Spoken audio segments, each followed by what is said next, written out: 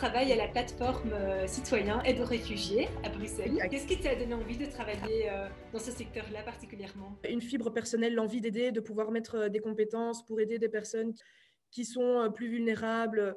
Là, en l'occurrence, c'est des personnes en situation de migration. Ça me paraît normal d'aider des personnes qui n'ont peut-être pas les ressources, pas la langue, et que nous, on puisse arriver à combler des besoins. Ce qui est vraiment motivant, c'est vraiment le concret, de pouvoir dire, OK, ben, tu as besoin de ça, on trouve une solution pour pouvoir combler ce besoin. La plateforme citoyenne fait aussi appel aux citoyens. Quelles sont les actions concrètes qu'un citoyen peut apporter?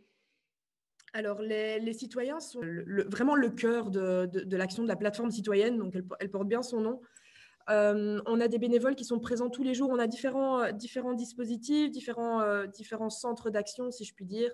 Donc, par exemple, on a des bénévoles qui viennent tous les jours pour nous aider à distribuer des repas dans des dispositifs d'hébergement, pour nous aider à tout ce qui est plutôt logistique. OK, ben, il faut préparer des draps, préparer des kits d'hygiène, trier les vêtements. Vraiment, les bénévoles à la plateforme sont partout et peuvent aider de toutes les façons qu'ils puissent. C'est vraiment génial de voir toute cette mobilisation, cette solidarité, cette envie de rendre cette Belgique peut-être plus humaine et plus solidaire.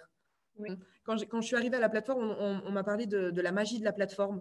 Donc, par exemple, un gros nœud qui arrive un matin, on se dit mais comment on va faire? Qu'est-ce qui se passe? Et puis on passe 4-5 coups de fil et au final, on se rend compte qu'on a une armée qui arrive, personnes qui arrivent pour venir aider.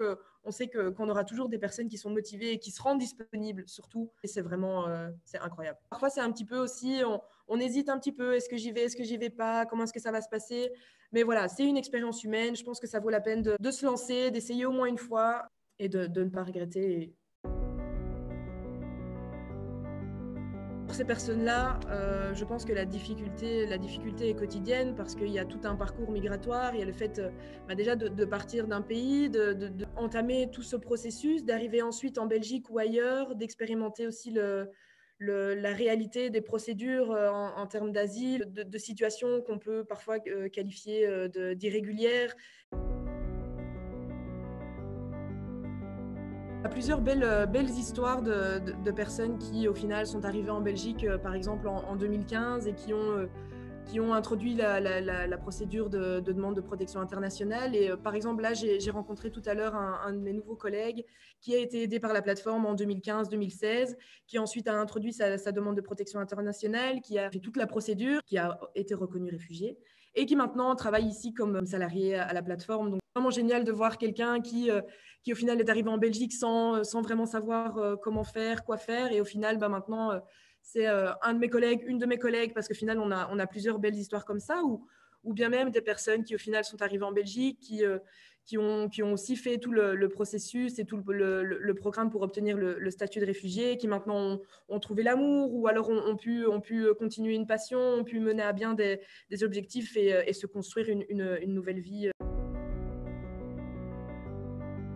Il faut être plus solidaire de manière générale. Je pense qu'on est tous et toutes plein d'a priori, de petites, peut-être, ouais, d'appréhension, de questionnement, de beaucoup de choses qui au final sont légitimes, voilà, aucun problème. Mais quand on entre en contact avec des personnes qui nous paraissent si différentes, on se rend compte que déjà les appréhensions sont des deux côtés. Et je pense que ça, on oublie souvent, et qu'au final, on a plus de points communs que de différences. Et qu'il faut mettre en valeur ces choses qu'on a en commun plutôt que de pointer toutes les différences qu'on a, et qu'au final on est tous humains, on est tous là pour être ensemble, et qu'il faut plus solidaire et plus empathique.